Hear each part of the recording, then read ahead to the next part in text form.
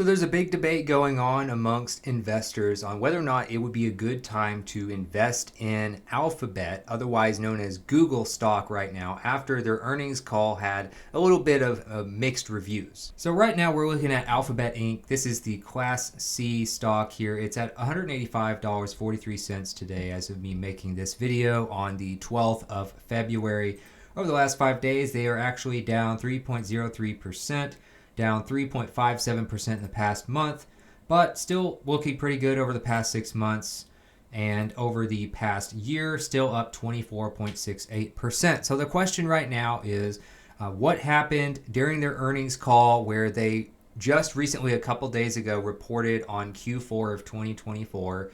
And why did their stock price go down a little bit? There's a pretty big sell-off after the earnings call. As you can see, this pretty large dip right here where it was up to around 192, 193 before that earnings call. So one thing to look at here is they talked about, beating EPS by 1.07%, but they missed on revenue by less than 1%, literally 0.21%. And when any major company pretty much misses on revenue or something like that, it seems like a lot of people sell. A lot of people sell before a earnings call no matter what, even if the news is good for whatever reason. But because of this, some people are kind of debating on whether or not Google's is a good buy for the future. And so I'm going to kind of make the case on how I look at this right now and give you some things to back it up, of course. So one thing I like to look at just as a kind of another alternate opinion to what I find in my own analysis is the Robinhood Analyst rating, because they have quite a few ratings for companies as big as Google. 67 ratings. They have a 79% buy rating right now. Not a single one of these analysts is telling people to sell even after the Q4 earnings call. 21 or so percent are saying to hold. Another thing I like to look at is the PE ratio for a company. It's not the end all be all, but the price to earnings ratio is pretty important as an indicator of whether or not it's a good time to buy, hold, or sell a stock, in my opinion, and in the opinion of many others. But this one says they have a 24.01 PE ratio. And if you look at the Class A stock here, so they also have, Alphabet, Class A, and they have Class C. For Class A, they have a 23.04 price to earnings ratio, a 0.32% dividend yield, and a 0.43% dividend yield for Class C. So as far as PE ratios go, that's pretty good. That's pretty close to what the S&P 500 would be. And anything, closer to like 30 plus, a lot of people would tell you to stay away from it. Some people even say to stay away from anything over 20. It just depends on who you ask. But in my opinion, if you look at the PE ratio, you look at kind of what it's at for the S&P 500, I would say that's actually pretty good, especially for it being Google. Google is one of the most popular stocks over the last few decades, and it's because they've basically taken over everyone's daily life to an extent. I mean, it's the leader in search. Internet search has changed the world, obviously, in the last few decades, and Google is by far the leader in that area. They're also one of the biggest leaders in advertising.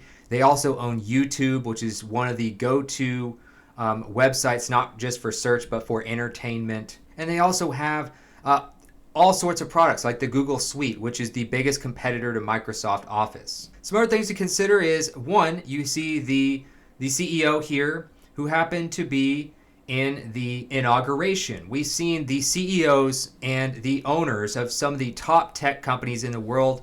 So we're talking X and Tesla with Elon Musk. We're talking Google with Pichai. We're talking Jeff Bezos with Amazon. We're talking Mark Zuckerberg with Meta and Facebook. All happen to be at the inauguration, and some of which are making certain changes to company policies based on the new political regime in the United States. So it tells me maybe they have some things coming in the future during this term for Donald Trump that might end up benefiting Google as well as some of these other tech companies. Google also expects to spend $75 billion in 2025 in the AI race, on top of already having one of the top AI models in Gemini, but also probably the largest amount of consumer data of just about any tech company in the world. And if you've heard me talk about stocks before, I know I don't have a lot of stock videos yet, but if you know one thing I believe in the future, it's the companies that have the most consumer data will be poised to lead in stock growth going into the future. Whoever has the most data is going to probably be able to build the best AI products and also deliver the best advertising results. Advertising and AI are the present and the future of many different industries, and Google is right up there at the top in both areas. They also just launched their new Gemini 2.0 here just a few days ago, and they're very proud of the progress it's made. They actually made it free to the public. If you look at their scores here, you can see how well it's testing in different areas. So you can see the different versions of Gemini, how it's testing in just general code. You see reasoning, factuality, facts grounding, multilingual, math, long context, image. All these things are improving over time at a pretty solid rate. I also like that many people claim it's a great place to work. I think that one thing that's also important, not only what a company has done and what they are trying to do, are they showing that they're investing in the right areas? Are they a well-managed company though? How do you know if they're a well-managed company? Well, one thing, you can look at their earnings and all of that, the products that they come out with, but what do the people internally that actually work there say about the company? I think they're some of the best people to ask when it comes to whether a company is well managed. Google has a 4.3 out of 5-star rating from its employees, and that's out of 61,000 plus people who have left reviews and worked for them.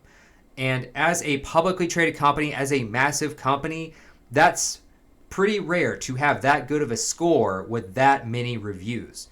You know, they take good care of their people here. They've been nominated as one of the best places to work almost every single year over the past decade. 84% of employees of Google would recommend working here to a friend, and 75% of employees actually approve of their CEO. So you can see people are debating, is it a no-brainer bargain buy right now? Are we buying the dip, as people call it? Or is it a trap, like people like I don't even want to mention are talking about? So as far as what side I'm on right now, I also want to get into the earnings call before I kind of make my conclusion here. So I've kind of summarized a little bit of what was discussed in the earnings call in about 7 different sections. So we have AI and infrastructure here. They basically just talked about how great Gemini 2.0 is and how it's going to impact AI and the progress that they've made here. We've kind of been over that a little bit. Revenue growth, they said Alphabet's revenue for Q4 2024 was $96.5 billion, reflecting a 12% growth year over year. And Google services, especially Google Search and YouTube, were major drivers with strong performances across advertising sectors, particularly financial services and retail. Google Cloud grew 30% year over year as well, fueled by AI-powered solutions and strong demand. YouTube's advertising revenue also grew 14%, boosted by U.S. election-related ads. The platform continues to dominate streaming watch time in the U.S. and saw strong growth in Shorts content. Shorts, of course, one of the newest features of YouTube, which basically is a competitor to TikTok. We're still kind of wondering, like, well, is TikTok, like, are they out of the deep water now? Are they okay? Is somebody still going to buy them? But it now accounts for 15% of YouTube's US viewership on connected TV. So Shorts growth is really getting a boost. It's really getting more popular, which could compete with TikTok, while, you know, base form of YouTube is already by far the most popular form of video search and video content consumption.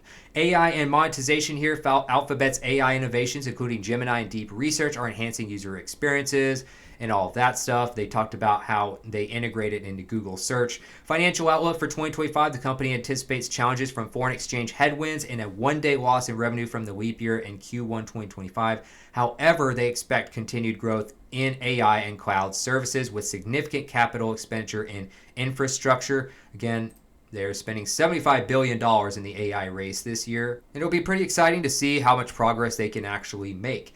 Investments in AI and quantum computing, again, we've kind of been over the $75 billion. They're investing in, but they are also making strides in quantum computing as well. Employee and shareholder value, they say Alphabet's investments in infrastructure, R&D, and AI have resulted in $112 billion of income for 2024, up 33% from the previous year. Not bad. The company returned nearly $70 billion to shareholders in 2024 through share repurchases and dividends. So to just kind of draw a conclusion here, I feel like Google is a good buy right now. I actually bought a little bit, not a full month worth of stock. So, if you have like a monthly goal of whether it's a percentage of your income or a set amount that you set aside each month, I put maybe a partial amount of that, maybe like half of what I would normally invest in a month into Google after it went down a little bit, because I do believe that they are still going to be one of the top 5 to 10 companies going into the future in terms of value. The possible downside would be maybe they just don't grow as fast, but I don't think they're gonna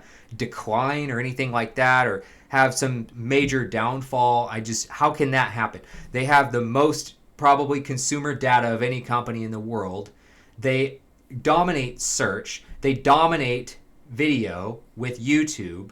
They're growing in YouTube Shorts to compete with TikTok, and TikTok's having all sorts of problems in America right now.